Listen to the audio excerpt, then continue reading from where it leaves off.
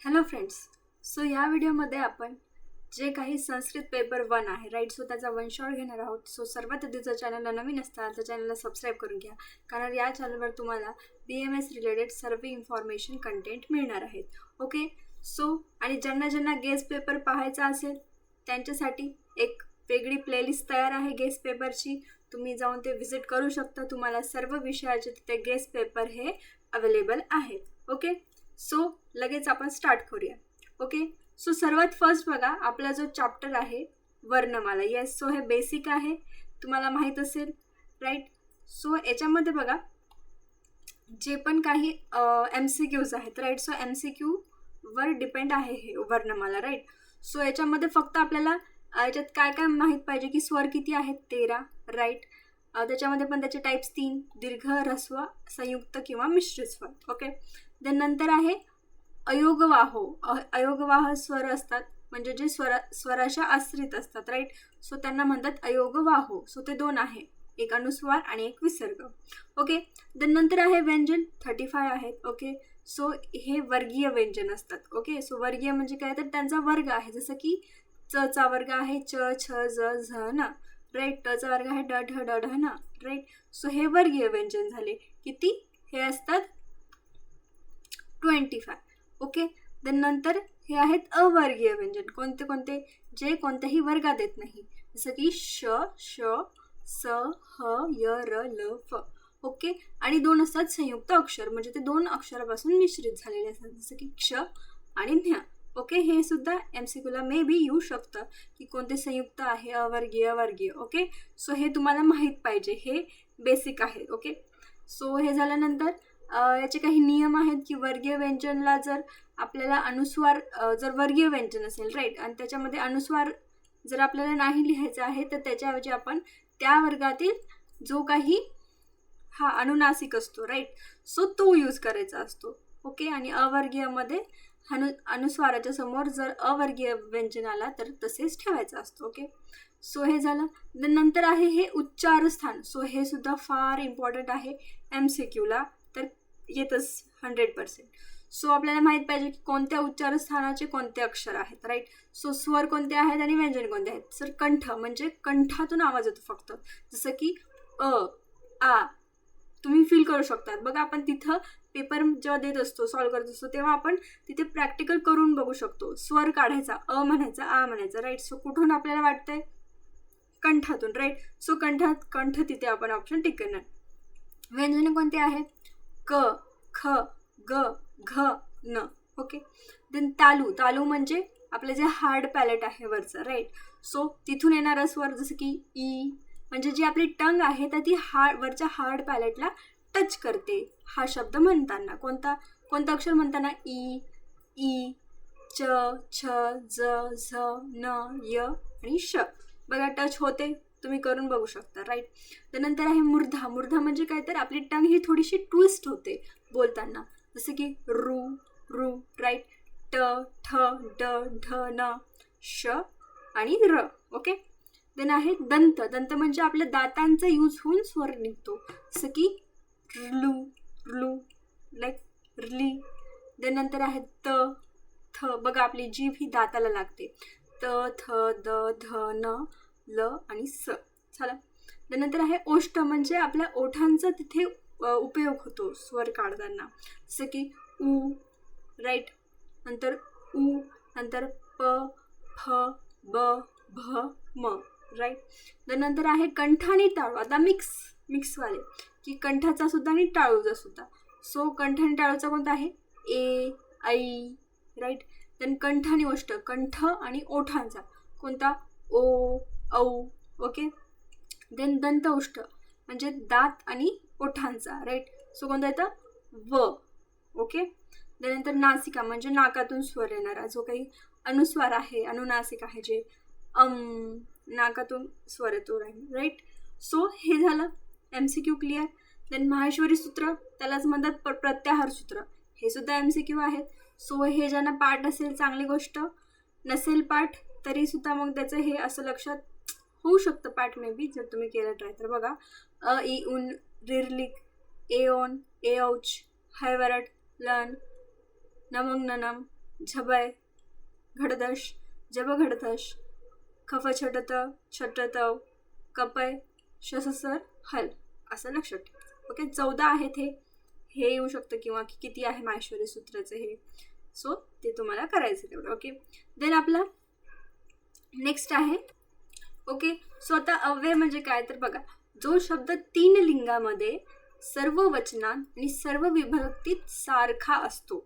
Right लिंग माहिती तुम्हाला स्त्री पुरुष आणि हे वाला लिंग लाईक राईट. सो आणि सर्व वचन जे काही एक वचन अनेक वचन आहे राईट.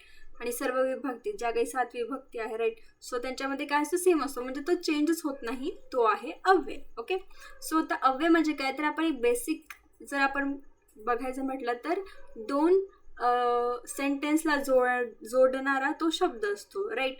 म्हणजे आपल्याला सपोज 2 वाक्य म्हणायचे आहेत तर आपण त्याच्यामध्ये आणि लावू शकतो किंवा सुद्धा पण जर असे तसे. सो तेच आहे अव्यय. ओके सो आता हे तुम्हाला माहिती कसं येणार आहे, याच्यात तुम्हाला रिकाम्या जागा येतील आणि खाली 5 असे अव्यय दिलेले राहतील आणि ते तुम्हाला बरोबर त्या ठिकाणी प्लेस करायचे आहे आणि ते लिहायचं आहे पेपरमध्ये. ओके सो तुम्हाला अव्ययचा अर्थ माहीत पाहिजे की याचा अर्थ काय. ओके सो बघा जर वाक्यामध्ये आता हे संस्कृतमधले हे अव्यय राईट, हे तुम्हाला दिसते या साईडला. ओके आणि इकडचे जे आहे हे त्याचे अर्थ आहेत. Okay meanings. सो तुम्हाला हे संस्कृतमध्ये येणार, तिथे पेपरमध्ये हे अव्यय येणार आहेत राईट. सो तुम्हाला त्याचा अर्थ माहीत पाहिजे कारण मग तुम्ही अर्थ समजून मग तिथे लिहू शकता. कारण आपण जेव्हा वाक्य वाचतो आणि एक रिकामी जागा आहे तर आपल्याला एक आयडिया येते की हा वाक्य सपोज प्रश्नार्थी आहे का, एक्सक्लामेशनवाला सेंटेन्स आहे राईट, का ॲसरेटिव्ह आहे राईट. सो किंवा निगेटिव्ह आहे ते आपल्याला समजतंच वाचल्यावर. इतकं तर आपण संस्कृत आपण वाचू शकतो, समजू शकतो कारण आपण श्लोक पाठ केलेले आहेत राईट. तर बघा च म्हणजे काय, चा अर्थ होतो आणि राईट. अपि अपि म्हणजे काय, सुद्धा किंवा आणि. ओके जसं बघा एक श्लोक आहे रस अपि श्लेष्मवत. ओके म्हणजे रसधातूची जी काही रसधातूचा जो काही क्षय आहे राईट. सो तो कशासारखा आहे, श्लेष्मवत. ओके सो रसधातूचं वृद्धी जी आहे ती श्लेष्म म्हणजे काहीतरी कफासारखी आहे. रस अपि श्लेष्मवत हा श्लोक तुम्ही केला असेल पाठ. सो त्याच्यामधलं जे अपि आहे, अपिचा अर्थ काय आहे, सुद्धा. म्हणजे रसाचं सुद्धा श्लेष्मासारखा वृत्ती आहे. समजलं. सो तसं आपल्याला प्लेस करायचं आहे सेंटेन्समध्ये. नंतर खलू म्हणजे खरोखरच खरंच. बघा आपण हा श्लोक केलेला आहे इह खलू कुक्षी गते राईट. सो त्याच्यामध्ये खलूचा अर्थ काय, खरोखरच म्हणजे किंवा खरंच. ओके नंतर आहे ही म्हणजे काय, निश्चयाने म्हणजे कन्फर्म आहे की ही.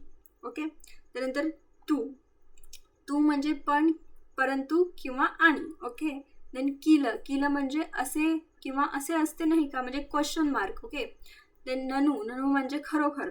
वा म्हणजे किंवा किंवा अथवा, हे इझी आहे.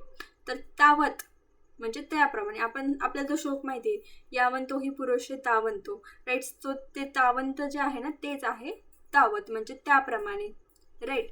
देन इति तर सर्वांना माहितीच आहे, श्लोक पाठ केले आहे. इति तर सर्वच श्लोकामध्ये ऑलमोस्ट आहे. इति म्हणजे असे किंवा याप्रमाणे. ओके देन यथा म्हणजे जसे, तथा म्हणजे तसे, यदि म्हणजे जर. ओके न म्हणजे नाही. ओके कुत्र म्हणजे कोठे, कति म्हणजे किती. ओके एव म्हणजे तसेच, किमर्थम म्हणजे कशासाठी, कियत म्हणजे किती मोठे. ओके इह म्हणजे इथून. ओके देन अत्र म्हणजे येथे, तत्र म्हणजे तेथे. देन सर्वत्र म्हणजे सगळीकडे, अन्यत्र म्हणजे दुसरीकडे किंवा अन्य ठिकाणी. देन सार्धम आणि साक म्हणजे सोबत. देन एकत्र म्हणजे एकत्र, सदा म्हणजे नेहमी, युगपत म्हणजे एकत्रच किंवा सोबतच. एवम म्हणजे आणि, एवम आणि यस. वृत्ते म्हणजे शिवाय. ओके त्याशिवाय याशिवाय तसं. उच्चे म्हणजे उंच.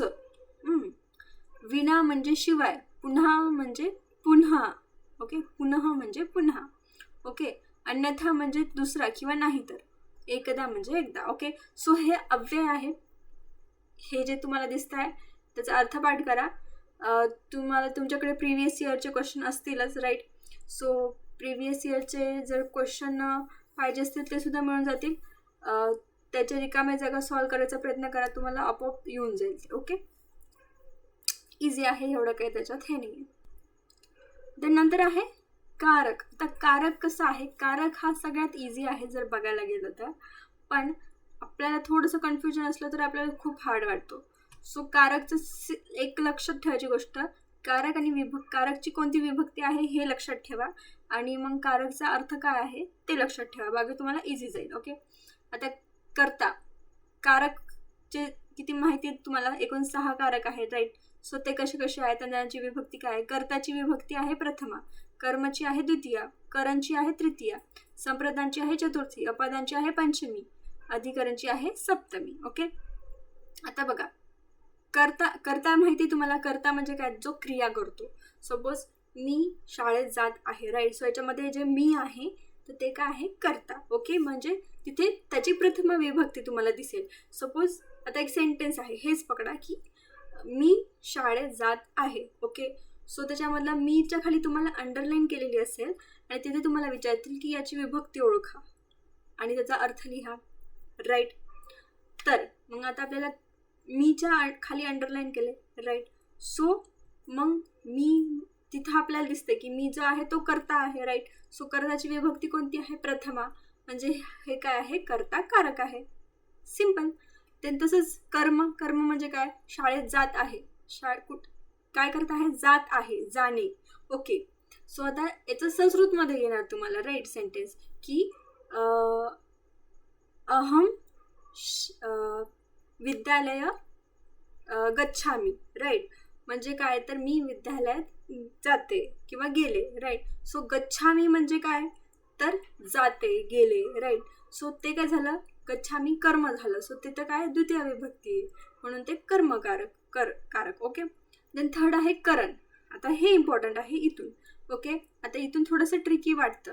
बघा, आता कर्ता क्रियेसाठी जे साधन वापरतो ते करण होय. कर्ता कोणती पण क्रिया करतोय, राईट. सो त्याच्यासाठी जे काही इन्स्ट्रुमेंट साधन वापरतोय, राईट, किंवा काहीतरी मीडियम वापरतोय, सो ते आहे करण. येस, क्रिया पूर्ण होण्यासाठी जे उपयुक्त असे साधन ते आहे करण. ओके, जसं आता बघा इथे तुम्हाला एक्झाम्पल दिलेलं आहे, राम बाणेनं रावण हंती. म्हणजे काय करतोय, राम आहे, राईट.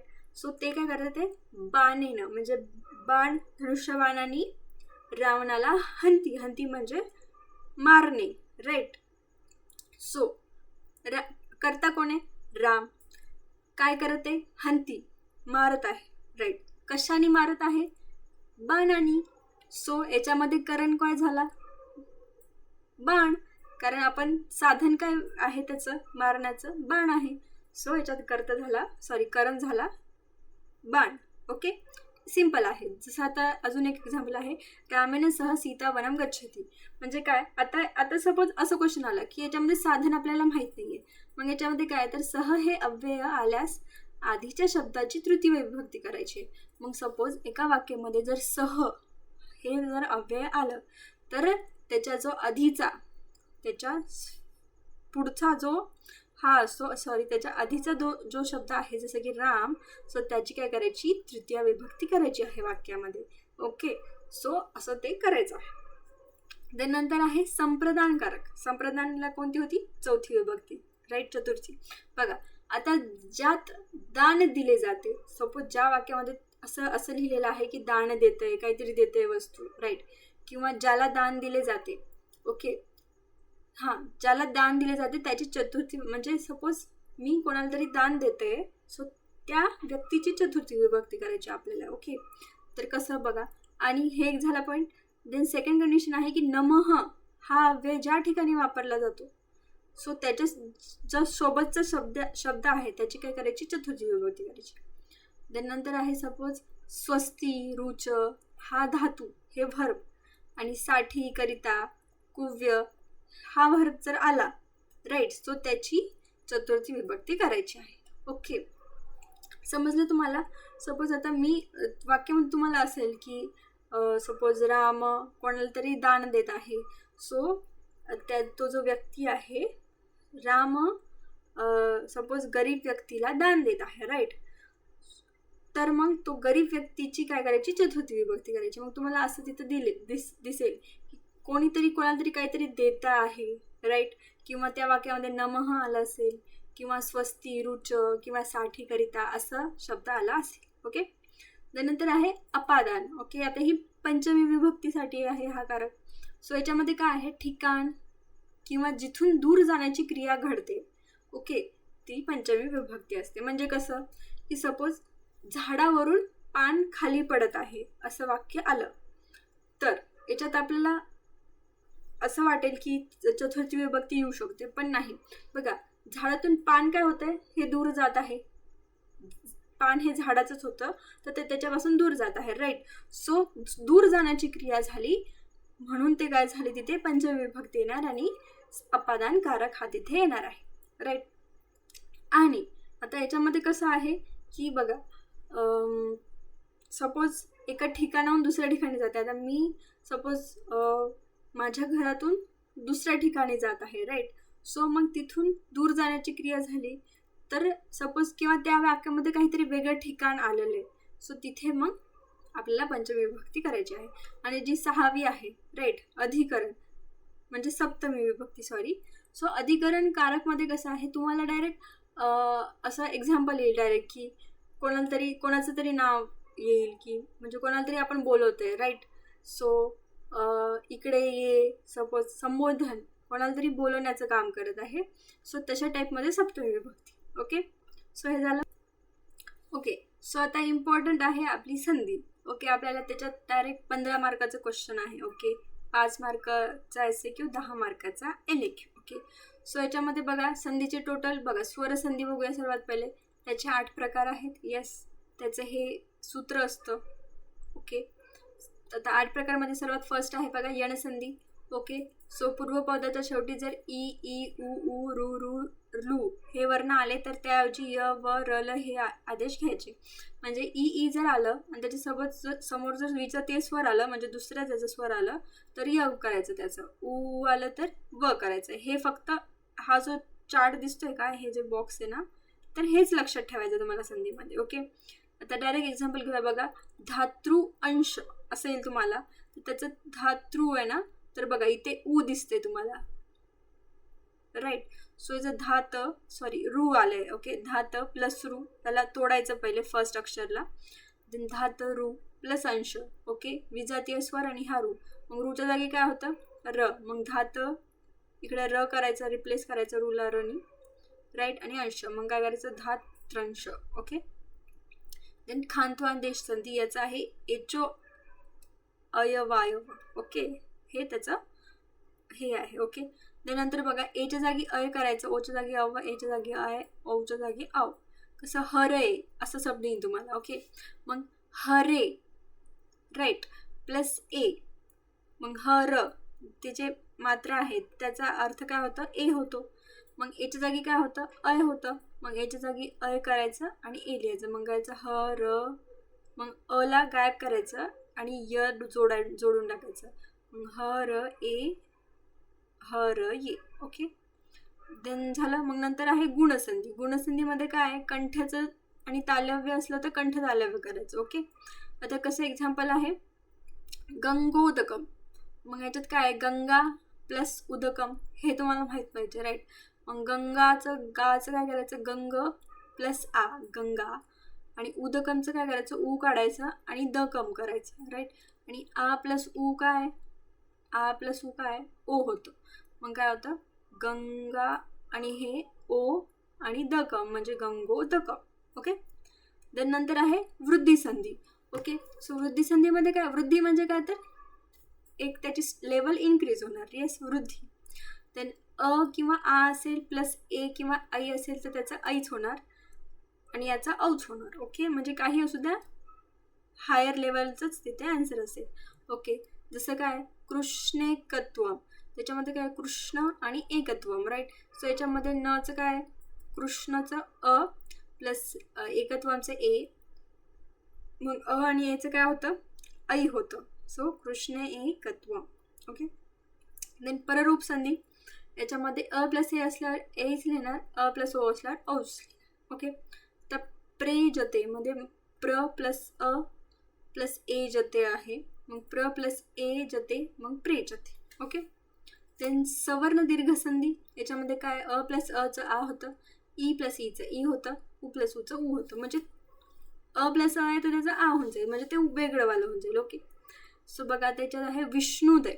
बघा विष्णू प्लस उदय आहे, याची जर आपण तोडलं या शब्दाला तर, आणि मग त्याचं काय होतं विष्णू प्लस हा उ आणि इकडचा उ, मग हे दोन सेम सेम उचं काय होईल दुसरावाला उ, झालं विष्णुदय. हे जे आहे हे तुम्हाला फक्त एक्झाम्पल सांगते मी याच्यात, कारण एवढं समजू शकणार नाही आहे. ओके. आपल्याला वन शॉट घ्यायचं आहे. याचे सर्व लेक्चर चॅनलवर अपलोडेड आहे, संस्कृतची प्लेलिस्ट आहे, तुम्ही जाऊन तिथे आरामात बघू शकता तुम्हाला जी संधी नाही समजली. ओके. देन आहे पूर्वरूप संधी. पूर्वरूप संधीमध्ये काय बघा ए प्लस अचं ए होतं, ओ प्लस अचं ओ होतं. याची प्लेसमेंट लक्षात ठेवा, आधी ए आहे नंतर अ आहे. त्याच्यामध्ये काय हरे अव, याच्यात हरे प्लस अव, मग हर ए प्लस अव, हर ए प्लस अव, आणि हरे हा इकडे ए जाईल आणि हे अ होईल. सो पूर्वरूप संधीमध्ये एक लक्षात ठेवा की अच्या जागी हा एसचा सिम्बॉल येतो. ओके. देन प्रकृती भाव संधीमध्ये काय डायरेक्ट एक्झाम्पल आहे बघा, गो अग्रम, म्हणजे डायरेक्टच तुम्हाला एसचा सिम्बॉल येईल आणि गो, मग इथे अग्रम आपल्याला माहिती आहे, मग ग प्लस ओ प्लस अग्रम आणि गो अग्रम. ओके. सो असं आहे. देन आहे व्यंजन संधी. ओके. यालाच हल संधी म्हणतात. सो याच्यामध्ये आहे शुत्व संधी. आता याच्यात हे जे काही आहे हे तुम्हाला पाठ पाहिजे किंवा लक्षात पाहिजे ॲटलिस्ट. बघा स त थ ध न श च छ झ झ न. ओके. याच्या जागी हे रिप्लेस करायचे आपल्याला. आता कसं एक्झाम्पल घेऊ आपण, रामस शेते. ओके. असं तुम्हाला येईल क्वेश्चन. मग त्याच्यामध्ये आपल्याला काय करायचं आहे, रामस करायचे, मग आपल्याला पहिले हे उलटं जायचं आहे राईट, मग वापस त्याला इकडे घेऊन यायचं, असं करायचं आहे. बघा रामस प्लस शेते, नंतर काय राम श करायचं, सच्या जागी श करायचं आणि शेते, मग त्या दोघांना जोडून टाकायचं. ओके. नंतर हे ष्टुत्व संधी. याच्यामध्ये स त थ ध ध न आणि श ट ठ ठ ड न. ओके. सचं श होतं. याच्यातच तुम्हाला दिसेल बघा मधात हे जोड शब्द दिसला आणि त्याच्या जागी हा श दिसला तर ष्टुत्व आणि हा श दिसला तर ष्टुत्व. ओके. आता बघा याच्यामध्ये एक्झाम्पल काय रामष्ठन्न. बघा मग याच्यामध्ये काय शच्या जागी पहिले रिव्हर्स करायचं, रामस मग ठन्न षष्ठ, देन रामश करायचं, मग षष्ठ करायचं आणि रामषष्ठ. ओके. नंतर आहे जरत्व संधी. याच्यामध्ये काय आहे, आपण जे माहेश्वरी सूत्र बघितलं होतं झल आणि जश हे जे आहे, सो याच्या जागी बघा झल म्हणजे काय झ भ घ ढ न आणि झश म्हणजे ज ब ग ड द. ओके. सो याच्या जागी हे रिप्लेस करणार आहे राईट. सो बघा इथे एक्झाम्पल आहे वागीश, म्हणजे काय वागीश आहे तर याचा आहे वाक प्लस ईश, मग वाग, मग कच्या जागी बघा काय केलं ग घेतलं, मग त्याच्यानंतर काय झालं ईश, जसं तसं मग वागीश असं झालं. नंतर आहे अनुनासिक संधी. ओके. तर त्याच्यामध्ये बघा कसं आहे तर एतन मुरारी आहे. सो राईट, मग याच्यामध्ये काय करायचं मग एतन आणि मुरारी, मग एतन आणि मुरारी आणि मग त्यांना जोडायचं आहे. फक्त त्यांना काय करायचं न, याच्यामध्ये तुम्हाला न हा जोडलेला दिसेल. ओके. अनुनासिकमध्ये काय असतं न असतं राईट. सो त्याच्यामध्ये न हा जोडलेला दिसेल, ते अनुनासिक संधी. ओके. नंतर आहे परसवर्ण संधी. याच्यामध्ये पण काय आहे मच्या जागी न होतं, मला रिप्लेस करून न झालेलं असतं. ओके. त्यानंतर आहे चर्त्व संधी. चर्त्व संधीमध्ये काय आहे की झल प्रत्याहार वर्णापुढे खर प्रत्याहारातील वर्ण आला त्याचा चर प्रत्याहारातील वर्ण होतं. ओके. आता बघा उत्थान, याच्यामध्ये उद प्लस स्थानम आहे, तर उद प्लस हे थ आणि थानम. ओके. म्हणजे हा झल प्रत्यय आहे राईट, त्याच्या पुढे खर प्रत्यय आला आणि मग त्याचं काय करायचं आहे चर प्रत्यय करायचा आहे, मग उद्द थानम थानम. त्याच्यासाठी तुम्हाला माहेश्वरी सूत्र पाठ पाहिजे. ओके. त्यानंतर आहे पूर्व सवर्ण संधी. याच्यामध्ये पण तेच वाघधरीचं काय वाक प्लस हरी वाघ हरी वाघ हरी. ओके. नंतर आहे छत्व संधी. म्हणजे काय बघा झय वर्णापुढे जर स आला त्यापुढे अट प्रत्याहारातील वर्ण आला तर छ होतो. आता त द शिव, त द च्या ऐवजी काय मग श आणि इव, मग त ज करायचं आणि श प्लस इव करायचं, मग त जचं काय करायचं त च करायचं आणि श आणि इव करायचं आणि त च श इव म्हणजे तशिव. ओके. त्यानंतर आहे अनुस्वार संधी, म्हणजे म वर्णांत म कर्णांत शब्द पुढे कोणतेही व्यंजन आले तर म चा अनुस्वार करायचा आहे. म्हणजे अनुस्वार हा टिंब जो असतो डॉट. हरिम वंदे, मग इथं हा मला हे करायचं राईट, मग मला रिप्लेस करून डॉट देऊन टाकायचं. ओके. नंतर आहे तुतागम संधी, 4 प्रकारे आहे याचे. सो याचं हे काही एवढे येण्याचे चान्सेस नाही आहेत. ओके. त्यानंतर आहे ऋतू आदेश संधी बघा. छव प्रत्याहार कोणता आहे, छ ठ थ च ट त, यापुढे जर अम आला तर त्याचं काय करायचं बघा. चक्रीनं स्त्रायस्व, मग न च्या जागी र करायचं, चक्रीर स्त्रायस्व, मग त्याच्या जागी डॉट करायचा, त्रायस्व, चक्री स त्रायस्व, मग डॉटच्या जागी वापस स करायचा आणि चक्री स्त्रायस्व. ओके. त्यानंतर आहे विसर्ग संधी लास्टची आपली. याच्यामध्ये रेफ किंवा ऋत्व संधी म्हणजे काय, पदाच्या शेवटी स असेल तर त्याचा रूग आदेश करायचा. जसं की धेनुर गच्छती, म्हणजे याच्यात काय आहे बघा, धेनुस प्लस गच्छती आहे राईट. सो सच्या जागी काय करायचा र करायचं, धेनुर गच्छती. देन उकार संधी बघा. रस्वच्या पुढे र किंवा रू आला तर पुन्हा तसंच अ आला तर रूचा उ करायचा. तर शिवो अच्छ, शिवो अर्च, सॉरी शिव, मग काय याच्यात शिवास अर्च, येस. मग सच्या जागी काय केलं र, मग रच्या जागी बघा मग डबल याचं हे केलं, शिव प्लस अ प्लस र केलं, मग अ जसंच ठेवलं, मग रचं काय होतं उ करायचं होतं, केलं, मग अ आणि उचं काय झालं ओ झालं, मग डबल याला कंबाईन केलं व मध्ये तर शिवो झालं आणि अर्च झालं, शिवो अर्च झालं. मग आहे लोप संधी. आता रच्या पुढे जर र आला तर आधीचा र चा लोप करायचा.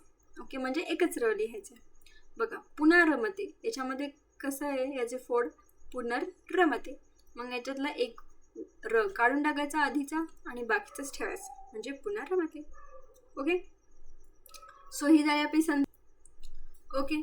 सो आता आपला पुढचा टॉपिक आहे संज्ञा. हे सुद्धा MCQचे क्वेश्चन आहे, याच्यामध्ये सर्व हे MCQ आहे, SAQ LAQला नाही आहे. ओके. पण MCQ याच्यामध्ये हाफ MCQ याच्यातले, हाफ MCQ वर्णमालातले आणि काही कारकचे येतात. एखाद्या वेळेस संधीचं येऊ शकतं, समास येऊ शकतात, टाईप्स विचारू शकतात. ओके. सो ते तुम्हाला माहीत पाहिजे. बघा तर संज्ञा इम्पॉर्टंट आहे कारण त्याच्यातले 7-8 तर MCQ आहे त्याच्यात. ओके.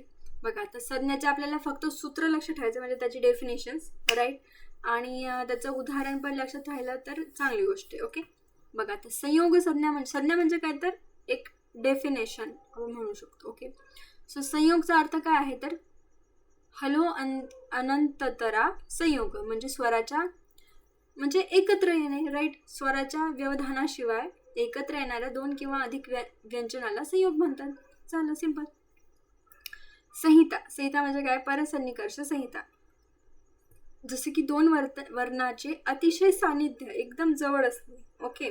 आणि व्यवधानरहित उच्चारण म्हणजे संहिता. नंतर आहे ऱ्हस्व, एक मात्रा कालिक ऱ्हस्व स्वर, स्वर ऱ्हस्व. आपण ऱ्हस्व स्वर पाहिले होते, म्हणजे ज्याला फक्त एकच मात्रा आहे. एक्झाम्पल काय ए. नंतर दीर्घ म्हणजे द्विमात्रा, म्हणजे 2 मात्रा असतात त्यांना, जसे की उ, उला 2 मात्रा आहेत राईट. त्यानंतर आहे प्लुत, प्लुत म्हणजे काय, त्रिमात्रा कालिक स्वर प्लुत म्हणजे 3. त्याचं एक्झाम्पलच आहे उ किंवा 3, म्हणजे उच्या जागी 3 येतं असं आहे. नंतर आहे अनुनासिक, अनुनासिक तुम्हाला माहिती आहे हे न म न न. ओके. देन आहे पदम म्हणजे काय, सुप्ती अंतम पदम म्हणजे शेवटी जे काही असणाऱ्या शब्दांना पद असे म्हणतात. ओके. शेवटी तीड प्रत्यय असणाऱ्या शब्दाला पद असे म्हणतात. फक्त याचा श्लोक पाठ कर. ओके. देन धातू, धातू म्हणजे माहितीच आहे, भुवादयो धातू म्हणजे ज्या शब्दांना प्रत्यय लावून क्रियावाची शब्द तयार होतात त्याला धातू म्हणतात. ओके. धातूचे 3 टाईप्स आहेत, परस्मयपदी, आत्मनेपद, उभयपद. ओके. देन उपसर्ग म्हणजे काय, प्राद्य उपसर्ग क्रियायोग्य, म्हणजे काय करतात ते की जसं की प्र, परा, अप, सम म्हणजे सफिक्स. येस.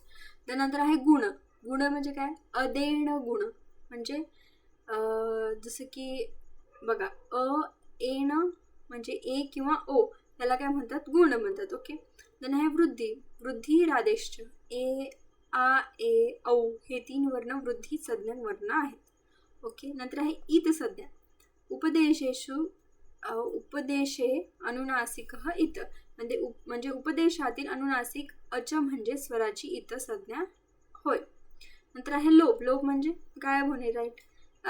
अदर्शनम लोप. नंतर प्रत्याहार, आपण माहेश्वरी सूत्रामध्ये प्रत्याहार, राईट.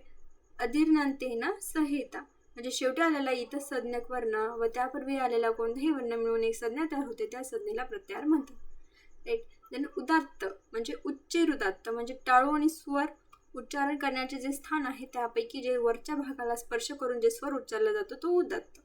अनुदात्त म्हणजे खालच्या लो पिच मध्ये म्हणतो ते अनुदात्त. ओके. स्वरित म्हणजे जे उदात्त आणि अनुदात्ताच्या मधात. ओके. देन आहे सवर्ण म्हणजे तुल्यार्था प्रयत्न सवर्ण म्हणजे टाळू वगैरे उच्चार स्थान आणि अभ्यंतर वगैरे प्रयत्न हे 2 वर्णाचे परस्पर सारखे आहे, त्याला सवर्ण संज्ञा म्हणतात, आपण जी पाहिली. ओके. फक्त याचं हे लक्षात ठेवा. ओके. श्लोक. देन प्रग्युह, तर इकारांत उकारांत आणि अनेकारांत द्विवचनी पदांची प्रग्युह संज्ञा होते. ओके. देन निपात म्हणजे अव्यय प्रकरणात सांगितलेल्या च आदींची निपात संज्ञा होते. हे एक्झाम्पल आहेत. ओके. याचे नंतर आहे प्रयत्न. ओके. बघा, वर्ण उच्चारणाच्या क्रियाला म्हणतात प्रयत्न. हे जुन्या MCQ साठी आहे. प्रयत्नाचे 2 टाइप्स आहे, अभ्यंतर बाह्य. अभ्यंतर 5 आहे, बाह्य 11 आहेत. हे MCQ सगळे MCQ आहे. ओके. स्पृष्ट म्हणजे काय, जिव्हा उच्चार स्थानाला पूर्णपणे लागते. ओके. ईषत स्पृष्ट म्हणजे काय, जिव्हा उच्चारण स्थानाला थोडा स्पर्श करते. ओके. नंतर ईशित विवृत्त म्हणजे काय, मुख उघडे राहते म्हणजे आपण तोंड उघडं ठेवूनच ते अक्षर बोलतो, जसं की श श स ह, राईट. विवृत्त म्हणजे जे काही सर्व स्वर आहेत ते. संवृत्त म्हणजे मुख बंद राहते ते म्हणताना, जसं की जास्त तोंड नाही उघडलं. ओके. सेम. देन अल्पप्राण हे 19 आहे, जसं की प्राणवायूचा कमी उपयोग होतो याच्यामध्ये, जसं की क ख च छ त ठ न त ध इझी बोलते, राईट. महाप्राण म्हणजे प्राणवायूचं जे ऑक्सिजन आहे त्याचा जास्त उपयोग होतो, ख घ छ ठ ढ थ, राईट. विवार म्हणजे कंठबिलाचा विकास होतो आणि संवार म्हणजे कंठबिलाचा संकोच, कॉन्ट्रॅक्शन. नंतर श्वास, नंतर नाद. ओके. नंतर घोष म्हणजे आवाज घुमणे. अघोष म्हणजे आवाज घुमत नाही. उदात्त म्हणजे टाळूच्या वर्ग भागाला स्पर्श. अनुदात्त म्हणजे टाळूच्या खालच्या भागाला स्पर्श. आणि स्वरित म्हणजे अनुदात्त आणि उदात्तच्या मधात. ओके. नंतर आहे आपला इम्पॉर्टंट टॉपिक 5 मार्काचा डायरेक्ट उपसर्ग. ओके. सो याच्यामध्ये बघा, उपसर्ग म्हणजे आपल्याला डायरेक्ट याचा असा क्वेश्चन येईल की तुम्हाला याचं वाक्यामध्ये यूज करा. ओके. तर आपल्याला ते करता आलं पाहिजे. ओके. सो हे मी वाक्य माझ्या मनाने इझी वाक्य तयार केले आहेत. ज्यांना दुसरे वाक्य तयार केले असतील त्यांनी ते लिहू शकता, नो प्रॉब्लेम. ओके. मी फक्त वाक्य वाचून दाखवेल. ओके. बघा, आता प्र हा उपसर्ग याच्यात मी यूज केला आहे, जसं की रजकह लगुडेन प्रहरती. हरतीला काय लावलंय, प्र सफिक्स. नंतर उत छात्रांनी उत्थात अभिवादनम करोती. उत्थाय म्हणजे उत्थाय मदत उत आले, राईट. आ म्हणजे काय, जनकः नगरात आगच्छति, राईट. नंतर आहे नीर, पाकशाला निर्मक्षिका अस्ति. अणु महतः अनुकरणं कुर्यात्. अवलक्षणानि त्यजेत्. प्रति महिला देवालयं प्रति गच्छति. परोपकार पुण्याम पापाय परपीडनम. ओके. परोपकार. ओके. त्यानंतर आहे परा, सैनिक शत्रूंना पराजयते. नंतर आहे अप, याना अपसर्पत. नंतर आहे सम, संस्कारेण नरोत्तम. सम आलं याच्यात, संस्कारचं काय होतं इथं, संस्कार. ओके. देन अभि, भारतस्य संगीत अभिजात. नंतर सु, गणेशः महादेवस्य सुपुत्र. देन निस, निस्पृहता साधूना लक्षणं. नीस ते निर्जल भूमी व्यर्थ. नंतर दुस सह रुग्ण दुस्थ. देन दूर बद्रीनारायण यात्रा दुर्गम अस्ति. देन आहे विज्ञानस्य अध्ययन कुरु. आहार युक्त आहार स्वीकृत. अधि रोगस्य अधिकरण शरीरम. अपि शास्त्रेषु कुशलः लोकाचार विवर्जित. परि अन्यतः सर्व परित्यज्य शरीरम अनुपालयेत. अति वातरोगे तैल अति उत्तम. हे इझी पाठ करायला सुद्धा इझी आणि समजायला सुद्धा इझी. याचा तुम्हाला अर्थ लगेच समजून जाईल. सो तुमच्याकडे जर असतील तुम्ही तयार केलेले याचे प्रत्येचे वाक्य तर ते लिहा पेपरमध्ये, नाहीतर हे तुम्ही जर कॉपी केले तरी चालतील. ओके. सो नेक्स्ट चॅप्टर आहे आपला विशेषण विशेष्य. राईट. सो विशेषण म्हणजे काय बघा, तुम्हाला याच्या सुद्धा क्वेश्चन असे येतील की वाक्य देतील आणि त्याच्यामधलं विशेषण कोणतं विशेष्य कोणतं हे ओळखा. ओके. सो ते तुम्हाला आलं पाहिजे. बघा विशेषण म्हणजे काय की नामाबद्दल विशेष माहिती सांगणार. जसं की एक्झाम्पल आहे चित्र सुंदर आहे. राईट. सो याच्यामध्ये चित्राला विशेष माहिती सांगत आहे. विशेष माहिती काय आहे त्याची? सुंदर. सो हे जे सुंदर आहे हे आहे त्याचं विशेषण. आणि विशेष्य म्हणजे काय की ज्याच्याबद्दल विशेष माहिती दिली आहे. कोणाबद्दल मग विशेष माहिती सांगितली होती आपण? चित्राबद्दल. सो विशेष्य काय आहे? चित्र. इझी आहे. ओके. कन्सेप्ट समजा फक्त. मग विशेषणाचे प्रकार सामान्य, तुलनात्मक, अतिशय बोधक, क्रमवाचक, गुणवाचक. सामान्यमध्ये काय तर साधारणपणे वर्णन केलेले विशेषण. जसं की गंगा नदी पवित्र. गंगा नदी कशी आहे? पवित्र. पवित्र काय झालं? विशेषण. येस. विशेष काय झालं? गंगा. तुलनात्मक म्हणजे जेव्हा दोन व्यक्ती किंवा वस्तूंची कंपॅरिझन केली, तुलना केलेली आहे, त्याची पंचमी विभक्ती आपल्याला त्याच्यात दिसेल. पंचमी विभक्ती जर दिसली तर ते तुलनात्मक विशेषण विशेष्य. जसं की अर्जुन कर्णात कुशलतर. कर्णात पंचमी विभक्ती झाली. अर्जुन कर्णात कुशलतर म्हणजे काय? बघा इथे लिहिले की अर्जुन कर्णापेक्षा कुशल आहे. कंपॅरिझन झालं. राईट. म्हणजे कोणती? तुलनात्मक. आणि कुशलतर हे काय झालं? विशेषण. राईट. देन आहे अतिशय बोधक म्हणजे अनेकात एक श्रेष्ठ आणि किंवा एक कमी दाखवायचं असेल. म्हणजे खूप साऱ्या जणांमध्ये एक जास्त श्रेष्ठ आहे किंवा कमी आहे तसं दाखवायचं असेल तर याच्यामध्ये काय एक्झाम्पल? कविषु कालिदास श्रेष्ठ म्हणजे सर्व कवीमध्ये कालिदास श्रेष्ठ आहे. मग कालिदासाचं काय आहे? श्रेष्ठ झालं आणि बाकी कवींमध्ये. ओके. देन आहे क्रमवाचक म्हणजे संख्या विशेषण म्हणजे संख्येवरून क्रम समजतो. जसं की अष्टमो अध्याय, सप्तमो अध्याय. सो अष्टमो काय झालं? त्याचं विशेषण. गुणवाचक म्हणजे विशेष वेगळेपणा एक स्पेसिफिक दाखवणारं विशेषण. जसं की कृष्ण सर्प, श्वेत सर्प म्हणजे काळा साप, पांढरा साप. हे काय त्याचं पर्टिक्युलर त्याच सापाचं आहे ना, वेगळ्या सर्व साप तर हे नसतात. राईट. सो तसं. नंतर आहे क्रियाविशेषण म्हणजे क्रियाबद्दल विशेष माहिती सांगणं. जसं की भरभर चालणे, हळूहळू चालणे. जसं की शने चरती इति शनेश्वर. शने म्हणजे टाईमनुसार. राईट. सो ते झालं त्याचं क्रियावाचक. राईट. सो हे असं आहे, इझी आहे. त्यानंतर आहे आपला 15 मार्काचा टॉपिक समास. ओके. सो बघा याच्यामध्ये काय? दोन अर्थपूर्ण पदे किंवा अधिक पदे एकत्र येऊन अर्थपूर्ण एक नवा शब्द तयार करतात, त्याला समासिक शब्द असे म्हणतात. या क्रियेला समास म्हणतात. बघा आता समासाचे टाइप्स इम्पॉर्टंट आहे. कोणते आहे? केवल समास, अव्ययभाव, तत्पुरुष, बहुव्रीही, द्वंद्व. ओके. समास सोडवताना सूप प्रत्ययाचे पाठांतर आवश्यक आहे. ओके. तर सूप प्रत्यय मूळ विभक्ती प्रत्यय आहे. ओके. सो आता हा जो चार्ट आहे. राईट. सो हे तुम्ही लक्षात ठेवा, इम्पॉर्टंट आहे. ओके. आता याच्यात विभक्ती आहे, एकवचन, द्विवचन, अनेकवचन आणि त्याचं कसं कन्वर्जन करायचं हे लक्षात ठेवायचं आपल्याला. ओके. प्रथमाचं एकवचन काय? सह किंवा सु.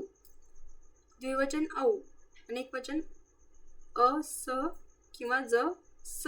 ओके. आणि स चा उच्चार विसर्ग असा होतो. ओके. विसर्ग समजायचं. स च्या ऐवजी काय करायचं? तर विसर्ग म्हणजे 2 डॉट्स. द्वितीयामध्ये काय? अम, औ. याचं द्विवचन औ. अनेकवचन अह किंवा सह. आणि इथं काय? सह. जसं की आपण शब्द केलेच असतील तुम्ही, देव, देवा, देवयो, देवे. राईट. सो त्याला लास्टला काय लावायचं आहे ते सफिक्स आहे याच्यात, राईट. तर आता याचे 2 प्रकार आहेत. ओके, लौकिक विग्रह, अलौकिक विग्रह, हे तुम्हाला विचारतात विग्रह करा. तर आता व्यवहारात वापरले जाते लौकिक आणि हे सुप प्रत्यय लागतो याच्यामध्ये. ओके, तर आता केवल समास सगळ्यात फर्स्ट बघूया. एका सुबंधाचा दुसऱ्या सुबंधाशी होणारा समास म्हणजे सुबंध म्हणजे सुप प्लस अंत, म्हणजे ज्या पदाच्या शेवटी सुप प्रत्यय आला आहे.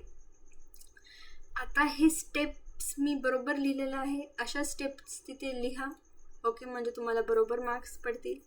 आणि हे तर लिहा, हे तर सर्व याच्यात हे ॲप्लिकेबल आहे, ही लाईन. ओके, आणि लौकिक विग्रह ही लाईन तर लिहू शकता, आणि अलौकिक विग्रह. ओके, आता बघा भूतपूर्व एक्झाम्पल आहे, हे कोणतं आहे, केवल समास. ओके, सो भूतपूर्वचं काय आहे, पूर्वभूत.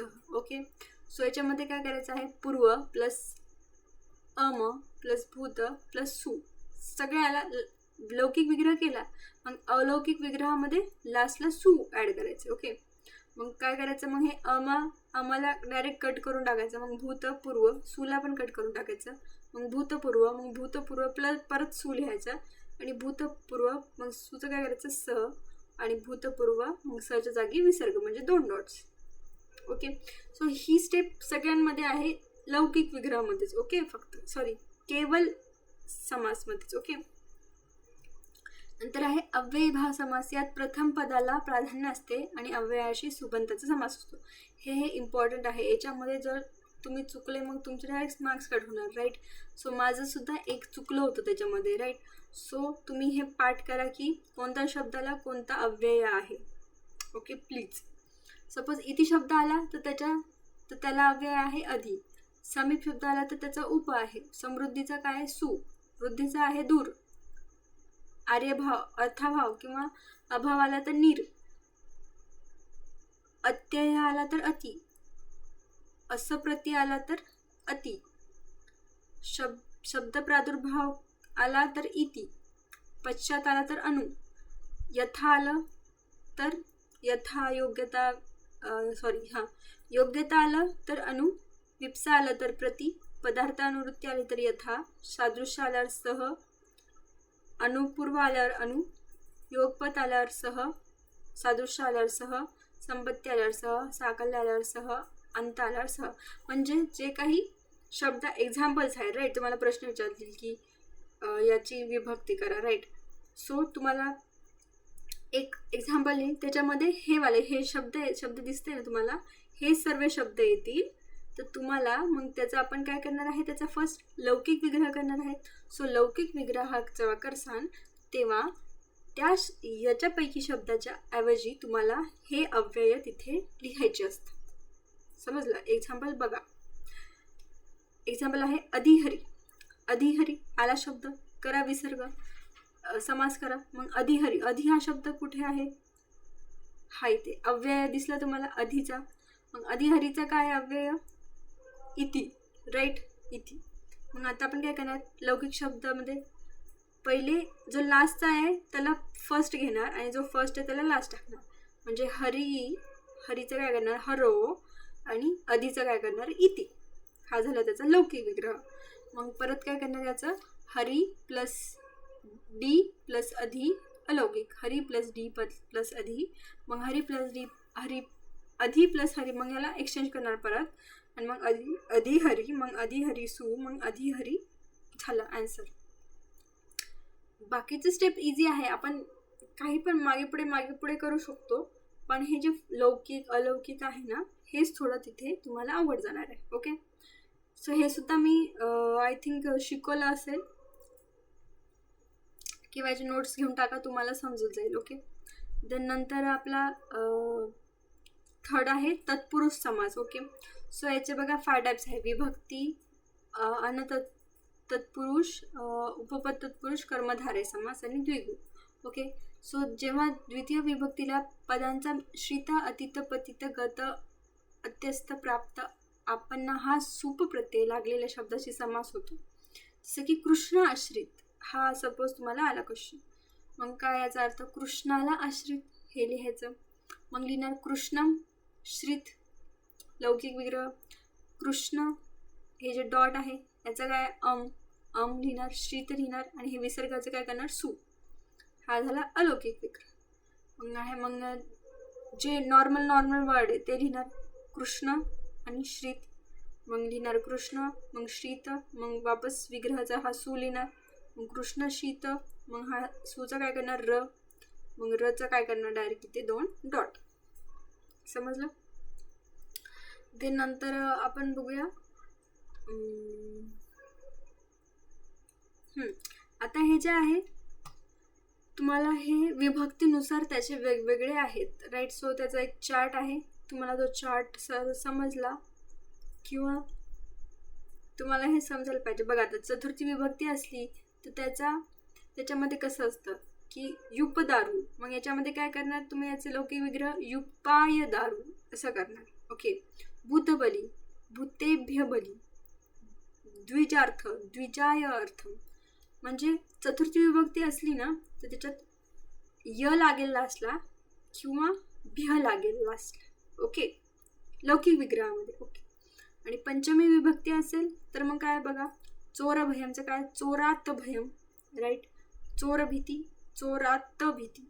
पंचमी विभक्ती असेल तर जेव्हा आपण त्याचा लौकिक विग्रह करू तर त्या पहिल्या वर्डला त लागेल, त आणि खाली हलंत. ओके. देन सपोज षष्टी विभक्ती, आता याच्यामध्ये कसं आहे राजपुरुष, मग याचं काय झालं राज्ञ पुरुष. ओके. सो याच्यामध्ये हेच एक्झाम्पल आहे राज्ञ पुरुष. ओके. किंवा राजाचंच काहीतरी येईल तुम्हाला, मग तिथे तुम्हाला राज्ञ करायचे फक्त. ओके. त्यानंतर आहे सप्तमी शोंड. ओके. सो याच्यामध्ये काय येईल एक्झाम्पल अक्षशोंड, मग अक्षेशू शोंड, राईट. म्हणजे त्याला शू करायचं आहे. ओके. आणि याचे हे अर्थसुद्धा माहीत पाहिजे तुम्हाला. अक्षसोंड म्हणजे काय, फासे खेळण्यात कुशल. ओके. आता ज्यांच्याकडे ते पुस्तक आहे त्याच्यामध्ये सर्व हे एक्झाम्पल्स आहेत, त्याचा अर्थ आहे, किंवा माझ्या नोट्समध्ये सुद्धा अवेलेबल आहे, तुम्हाला मिळून जातील. ओके. हे झालं.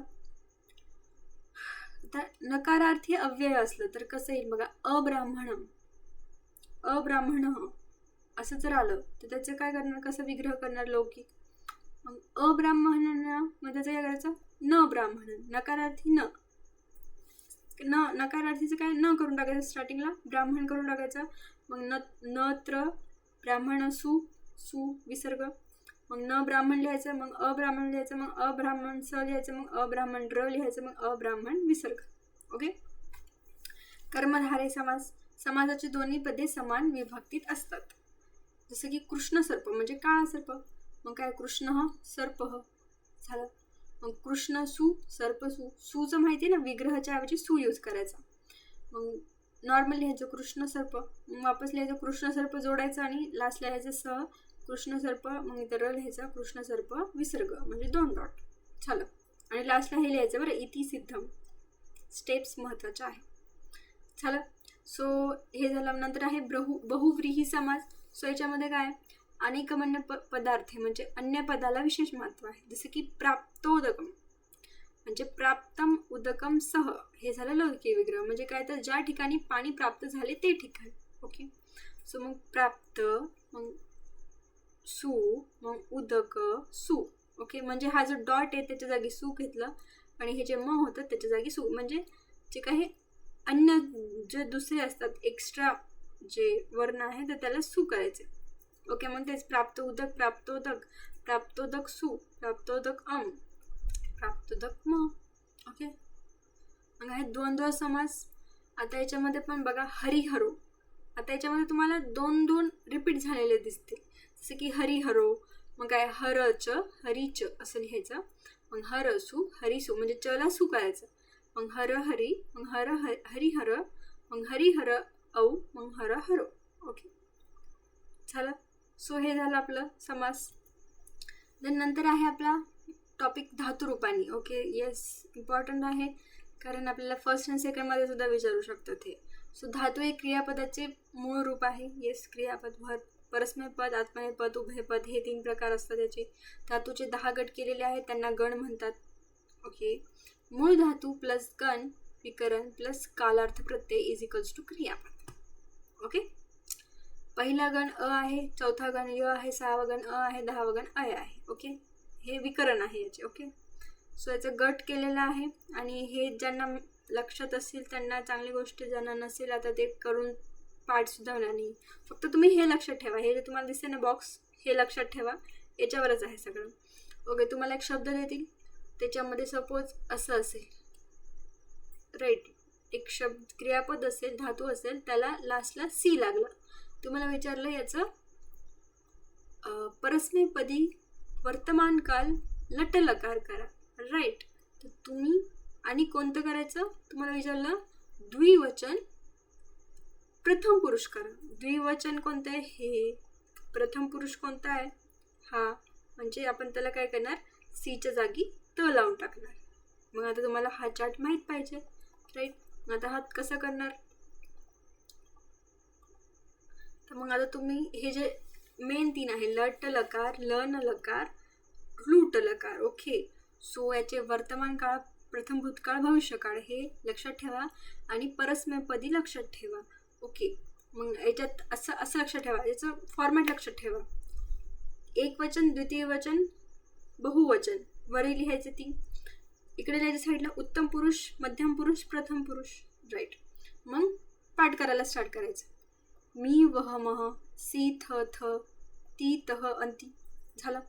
मग लण लकार वर या, लन लकार, व म, स तम त, त ताम अन. नंतर लूट लकार वर या, श्यामी स्याव श्याम, स्यासी स्यास सस्य, स्याती सतह शांती.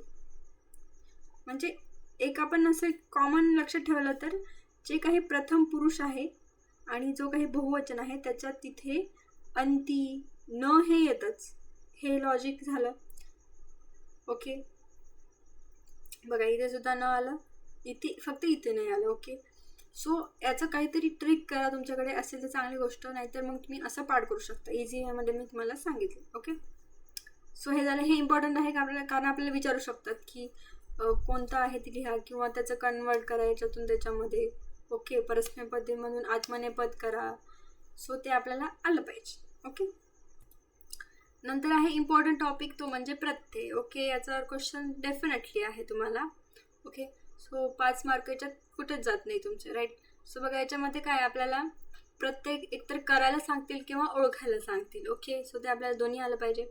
प्रत्यय म्हणजे काय तर जे आपण सफिक्स लावतो. ओके, जसं की बघा धातू किंवा क्रियामध्ये संज्ञा, सर्वनाम, अव्यय याच्यामध्ये याचे 3 टाईप्स आहेत, कृत, तद्वित आणि स्त्री प्रत्यय.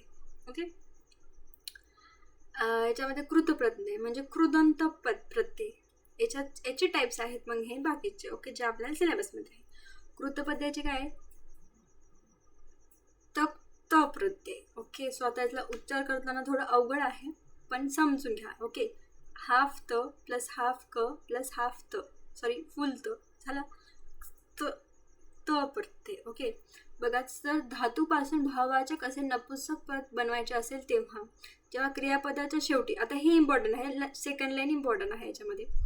त प्रत्यय केव्हा आहे, जेव्हा क्रियापद, व्हर्ब आहे क्रियापद, राईट. गच्छती, गच्छामी, पठती, खादंती. ओके, सो त्याच्या शेवटी जर त, ट, क, व, म हे जर लागल्यास